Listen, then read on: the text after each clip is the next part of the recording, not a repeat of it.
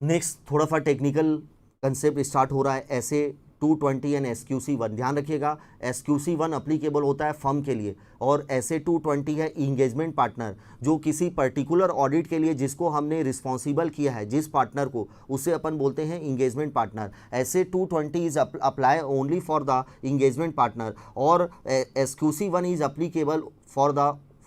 वोल firm, पूरे firm के लिए SQC1 अप्लीकेबल होगा। दोनों में कंसेप्ट वही है, क्वालिटी कंट्रोल के लिए दी गई है SQC1 एज वेल एज ऐसे 220 में। तो SQC1 का फुल नेम है quality control for the firm that perform audit, quality control for the firm that perform audit and review of historical financial information and other assurance and related service engagement. मतलब चारों engagement के बारे में दिया गया है। एक CA 4 इंगेजमेंट परफॉर्म करता है, ऐसे standard on auditing, standard on review engagement, standard on assurance engagement and standard on related services. तो इन चारों के बारे में एक CA फर्म को क्वालिटी कंट्रोल मेंटेन करना है। तो कंपोनेंट क्या क्या एलिमेंट होंगे फर्म की क्वालिटी कंट्रोल की पॉलिसी में, क्या क्या एलिमेंट इंक्लूड होंगे, तो ये 6 एलिमेंट जो कि फर्म की क्वालिटी कंट्रोल की पॉलिसी में इंक्लूड होने चाहिए। LEDMRP शॉर्ट फॉर्म याद रखना है, leadership responsibility. That means her firm में हर ऑडिट के लिए एक पर्सन को, जो फर्म का पार्टनर होगा, जो CA होगा, उसको रिस्पॉन्सिबिलिटी देनी है, वो ओवरऑल उस ऑडिट को कंप्लीट करने के लिए रिस्पॉन्सिबल रहेगा। To conduct the audit in accordance with the firm quality control policy and procedure, to comply the professional and legal and statutory requirement, to conduct the audit as per professional standard and legal and statutory requirement, and to issue the audit report in appropriate circumstances. E का मतलब ethical requirement comply करनी है IOC P2 including independency के बारे में। और अगर उसे कोई थ्रेट लगता है कि उसके फर्म या उसके टीम मेंबर में अगर किसी भी पर्सन को अगर इंडिपेंडेंसी के रिस्पेक्ट में अगर कोई भी थ्रेट अराइज होता है, तो ऑडिटर को सफिशिएंट, जो इंगेजमेंट पार्टनर है और फर्म दोनों को सफिशिएंट सेफगार्डिंग लेनी है। और अगर वो सेफगार्ड नहीं ले पा रहे हैं, एलिमिनेट नहीं कर पा रहे हैं थ्रेट टू द इंडिपेंडेंसी, तो ऑडिट से रिजाइन दे देना चाहिए या फिर वो ऑडिट एक्सेप्ट नहीं करनी चाहिए।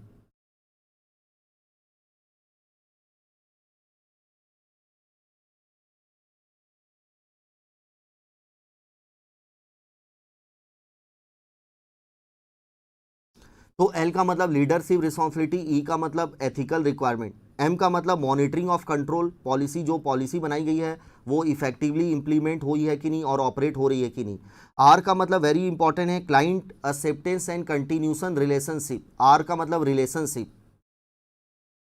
और R का मतलब ह्यूमन रिसोर्सेस, और P का मतलब इंगेजमेंट परफॉर्मेंस, इंगेजमेंट परफॉर्मेंस, और D का मतलब है engagement performance direction supervision review, direction supervision review. मतलब इंगेजमेंट परफॉर्म करते समय वो इंगेजमेंट परफॉर्मेंस का पार्ट है। जो डायरेक्शन सुपरविजन रिव्यू है ना, वो अलग से कोई पॉइंट नहीं है, वो इंगेजमेंट परफॉर्मेंस का एक पार्ट है।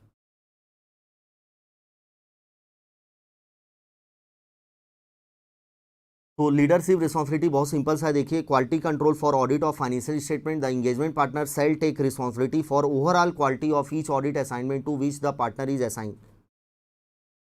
The engagement partner should emphasize the following to the engagement team।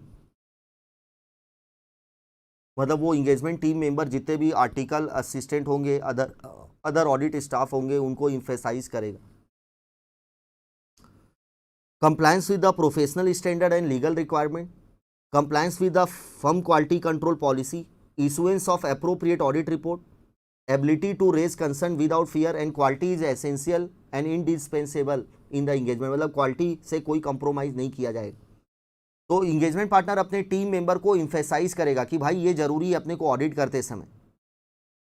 Engagement partner की मीनिंग भी एग्जाम में आती है, द पार्टनर और other person in A firm who is the member of the institute of charter accountant in India and his full time in practice में होना चाहिए, इन responsible for the engagement, और वो उस ऑडिट के लिए रिस्पॉन्सिबल है इंगेजमेंट और its performance, and for report that is issued on behalf of the firm, and वो where require have the appropriate authority from a professional legal and regulatory body। तो वो पार्टनर होना चाहिए firm का, या any person जो कि member होना चाहिए ICI का, जो फुल टाइम प्रैक्टिस में होना चाहिए, वो is responsible for engagement, it's performance and for report that is issued on behalf of the firm. Ethical requirement IOC P2 comply करना है। Integrity, objectivity, professional behaviour, professional competency and confidentiality. Independency auditor को maintain करनी है। And engagement continuation very important है।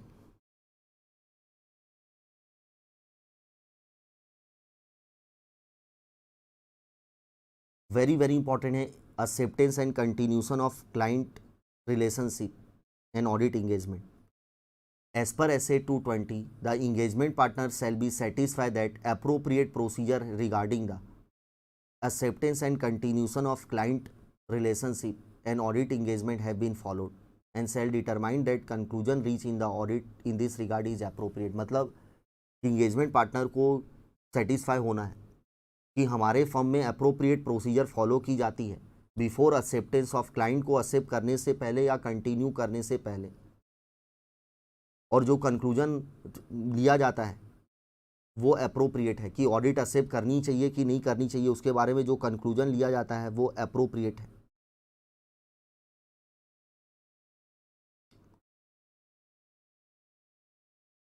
अगर engagement partner को कोई ऐसी इंफॉर्मेशन पता चलती है that would have caused the firm to decline the audit engagement, had the information been available earlier, अगर ये इंफॉर्मेशन पहले पता चल जाती, the engagement partner shall communicate the such information promptly to the firm so that the firm and engagement partner can take the necessary action. क्या क्या information जो अगर पता चल जाती पहले तो हो सकता है फर्म वो ऑडिट एक्सेप्ट नहीं करती,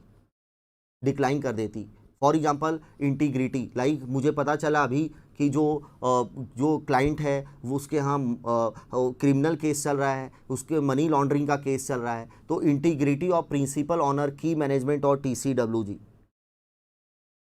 second, competency of engagement term team to perform the audit engagement and availability of necessary capability including time and resources. तो हमारे पास नेसेसरी कैपेबिलिटी वाले और हमारे पास टाइम है कि नहीं उस ऑडिट को कंप्लीट करने के लिए।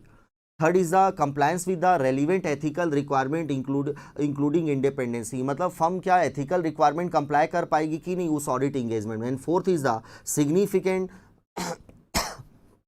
Matter that arise during the current और previous year audit engagement and their continue implication for continuation of relationship. तो प्रीवियस ऑडिट इंगेजमेंट में लाइक प्रीवियस ईयर मैनेजमेंट ने बहुत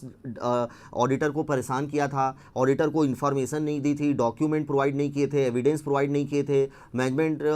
कॉपरेट नहीं कर रही थी, तो उसका इम्प्लीकेशन देखो कि क्या लास्ट ईयर जो जैसा मैनेजमेंट ने किया है अगर करेंट ईयर में भी वैसा करेगी तो हमको इस केस में ऑडिट एक्सेप्ट नहीं करना चाहिए। तो significant matter that arise during the current और previous audit engagement and their implication for the continuation of the relationship.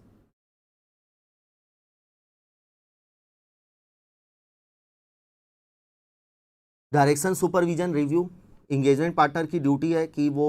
Direction देगा अपने टीम मेंबर को, सुपरवाइज करेगा उनके वर्क को और उनके वर्क को रिव्यू करेगा। एंड ह्यूमन रिसोर्सेज की पॉलिसी होनी चाहिए जिससे हम इंश्योर कर सके कि हमारे यहाँ sufficient number of team member में स्टाफ हैं, सफिशिएंट क्वालिटी वाले स्टाफ है, कैपेबिलिटी कॉम्पिटेंसी वाले, जिससे हम इंगेजमेंट को परफॉर्म कर सकें in accordance with the professional standard and regulatory and legal requirement and enable the engagement partner to issue the report that are appropriate in the circumstances. Such policy include recruitment,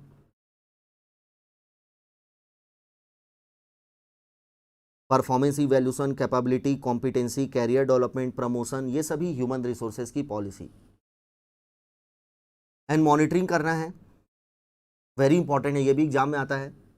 monitoring का मतलब यही है कि जो firm की quality control की policy design की गई है, इंप्लीमेंट की गई है, वो एडवोकेट है कि नहीं, रेलिवेंट है कि नहीं, ऑपरेटिंग इफेक्टिवली है कि नहीं, और उसको कंप्लाई किया जा रहा है कि नहीं, और उसको हम कैसे इवैल्यूएट करेंगे ऑन गोइंग कंसिडरेशन या इवेल्यूशन ऑफ पीरियोडिकल इंस्पेक्शन करना ऑफ सेलेक्टेड कंप्लीटेड मतलब जो ऑडिट कंप्लीट हो गई है उसको उसके डॉक्यूमेंट को रिव्यू करना, ये चेक करने के लिए कि उस ऑडिट इंगेजमेंट में जो फर्म की क्वालिटी कंट्रोल की जो जितने भी एलिमेंट थे वो सभी कंप्लाई हुए हैं कि नहीं। पर्पज़ क्या है मॉनिटरिंग करने का? पर्पज़ यही है टू प्रोवाइड एन इवैल्यूएशन कि उस ऑडिट करते समय जो ऑडिट हमने की है अडहेरेंस हुआ है कि नहीं professional standard and regulatory and legal requirement, whether the quality control system have been appropriately designed and effectively implemented, and whether the firm quality control policy have been appropriately applied so that report are issued by the firm or engagement partner are the appropriate in the circumstances। तो ये तीन main purpose याद रखिएगा कि इसीलिए evaluation कर रहे हैं, ये चेक करने के लिए कि उस ऑडिट करते समय अडहेरेंस हुआ है कि नहीं professional standard regulatory and legal requirement. Second, whether the quality control system have been appropriately design and effectively implement, and whether the firm quality control policy and procedure have been appropriately apply so that report are issued by the firm और engagement partner are appropriate in the circumstances. Next concept, independency of auditor. Independency को precisely define करना possible नहीं है क्योंकि independency is the state of mind and personal character, but institute के guidance note में independency on institute ने guidance note issue किया है independency on auditor of auditor, जिसमें एक चीज़ लिखी गई है कि इंडिपेंडेंसी का मतलब है कि the judgement of the person is not subordinate to the wishes of other. मतलब कि किसी पर्सन आपका जजमेंट किसी दूसरे पर्सन के डायरेक्शन या दूसरे पर्सन के विशेष पर नहीं होना चाहिए। जो कि आपको इंगेज किया है उसके डायरेक्शन पर आप काम नहीं करोगे, उसके विशेष के अकॉर्डिंगली आप अपना जजमेंट नहीं लोगे, आप अपना खुद का इंडिपेंडेंट जजमेंट लोगे। इंडिपेंडेंसी ऑडिटर को दो जगह मेंटेन करनी है, माइंड में भी और अपीयरेंस में भी। That means personal character and appearance, लोगों को दिखना भी चाहिए कि ऑडिटर इंडिपेंडेंट है। इंडिपेंडेंसी के बारे में ऑडिटर कंपनी एक्ट में भी रिक्वायरमेंट दी गई है कि ऑडिटर को इंडिपेंडेंट रहना है, like section 141 disqualification of auditor, और सीए एक्ट 1949 में भी वेरियस रिक्वायरमेंट है कि ऑडिटर को इंडिपेंडेंट होना कंपलसरी, अदरवाइज वो उस एंटिटी की ऑडिट एक्सेप्ट नहीं कर सकता। एक ऑडिटर को इंडिपेंडेंसी में क्या क्या थ्रेट अराइज हो सकते हैं? There is 5 type of threat. First is the self interest threat. ये थ्रेट कब अराइज होता है? व्हेन फाइनेंशियल या अदर इंटरेस्ट अगर मेरा अराइज होता है या मेरे रिलेटिव का फाइनेंशियल या अदर इंटरेस्ट है उस इंटरप्राइजेस पर, तो उसे अपन बोलेंगे सेल्फ इंटरेस्ट थ्रेट। लाइक मैंने लोन लिया है या लोन दिया है कंपनी में, या मैं अनड्यू डिपेंडेंट हूँ क्लाइंट की फीस पर, undue dependence on the client fees, close business relationship है क्लाइंट के साथ, ये सभी एग्जांपल है self interest. Self review threat का मतलब जब प्रीवियस जजमेंट, मतलब मैंने ही फाइनेंशियल स्टेटमेंट बनाया है और मैं ही ऑडिट कर रहा हूं, तो उसे बोलते हैं self review. Previous judgment made by the person evaluated by the same person. अगर जो जजमेंट मैंने लिया उसी जजमेंट को अगर री इवैल्यूट किया जा रहा है सेम पर्सन के द्वारा, तो उसे बोलते हैं सेल्फ रिव्यू थ्रेट। एग्जाम्पल, जो ऑडिटर है वो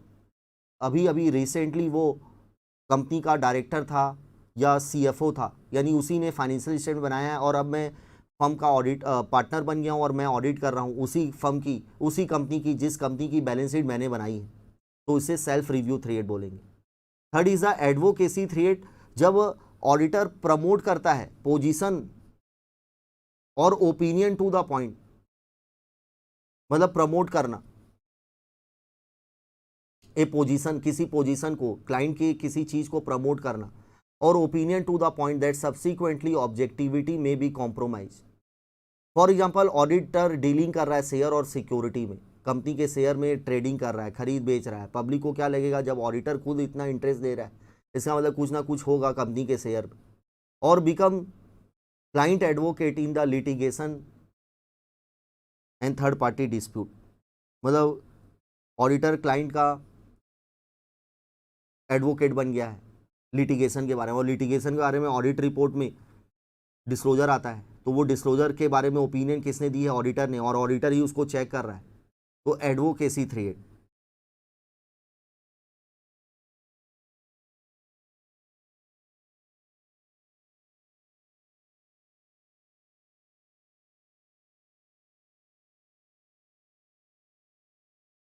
फैमिलियरिटी थ्रेट, फैमिली रिलेशनशिप है, सिंपैथिक रिलेशनशिप है। इंटिमिडेशन थ्रेट, मतलब जब auditor deterred from acting objectively by threat, मतलब कोई भी थ्रेट अगर ऑडिटर ऑडिटर को लग रहा है कि मैनेजमेंट नेक्स्ट ईयर उसे रीअपॉइंट नहीं करेगी, तो दैट्स ए इंटिमिडेशन थ्रेट। तो when the auditor deterred from acting objectively by threat actual और परसीव, सेफगार्डिंग ऑडिटर को क्या करना है, और ऑलवेज इंडिपेंडेंट रहना है, उसे हमेशा की फंडामेंटल प्रिंसिपल जो कोड ऑफ एथिक्स है वो कंप्लाई करना है, और उसे ये ऑडिट एक्सेप्ट करते समय पहले देख लेना है कि कोई थ्रेट तो नहीं है, और अगर है तो ऑडिटर को सफिशिएंट सेफगार्ड लेने हैं to eliminate the such threat, और अगर वो नहीं ले पा रहा है तो उसे वो ऑडिट एक्सेप्ट नहीं करनी चाहिए या विड्रॉ कर देना चाहिए। नेक्स्ट ऐसे 200 objectivity of auditor very important है to obtain the reasonable assurance whether the financial statement as a whole are free from material misstatement whether due to the fraud or error,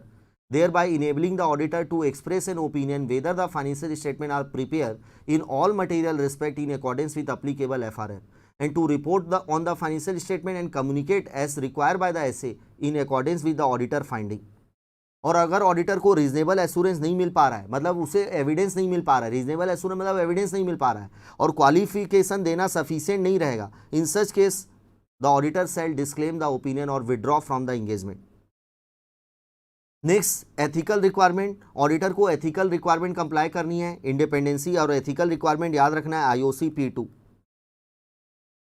professional scepticism very very important है, an attitude that include the questioning the mind, being alert to a condition which may indicate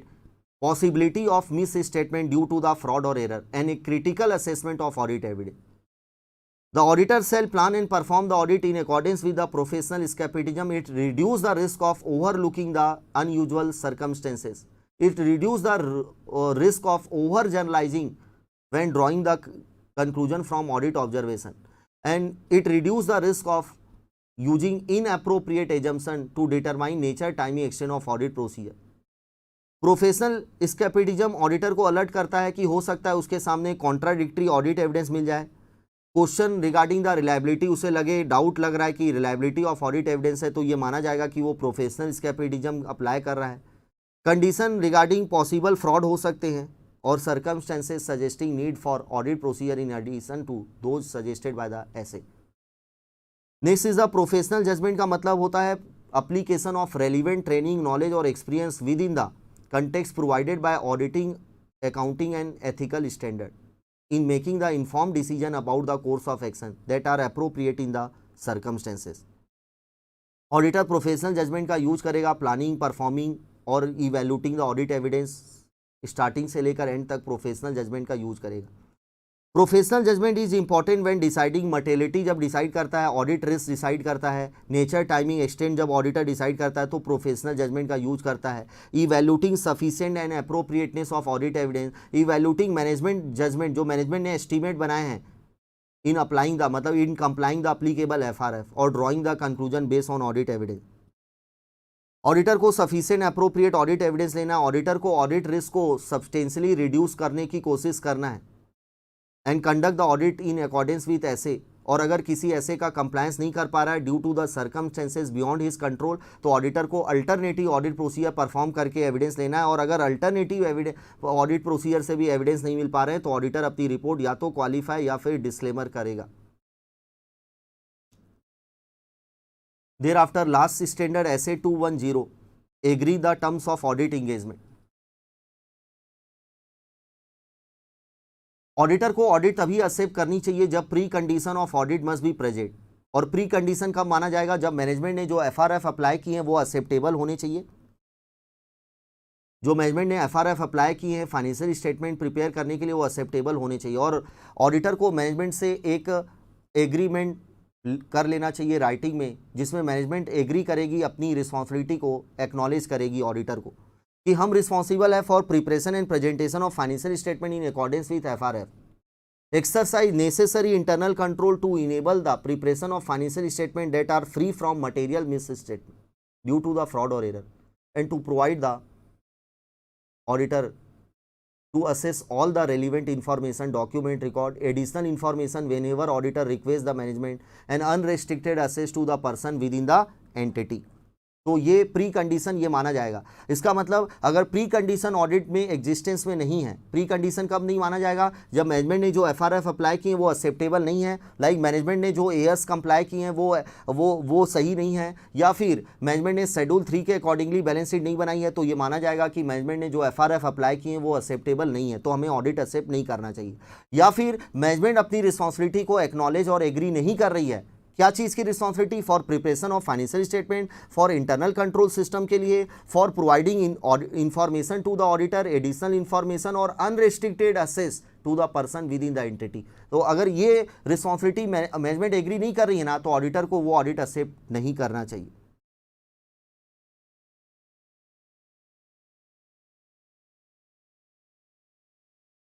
next, limitation on scope prior to audit engagement acceptance, मतलब management आपके scope पर limitation लगा रही है audit accept कर, अभी आपने ऑडिट एक्सेप्ट नहीं की है, उससे पहले ही मैनेजमेंट बोल रही है आपको ये काम नहीं करना है, आपको ये प्रोसीजर परफॉर्म नहीं करनी है। तो अगर ऑडिटर को लग रहा है कि अगर उस लिमिटेशन लगाने से अगर ऑडिटर को लग रहा है उसकी ओपिनियन लाइकली टू डिस्क्लेम होगी,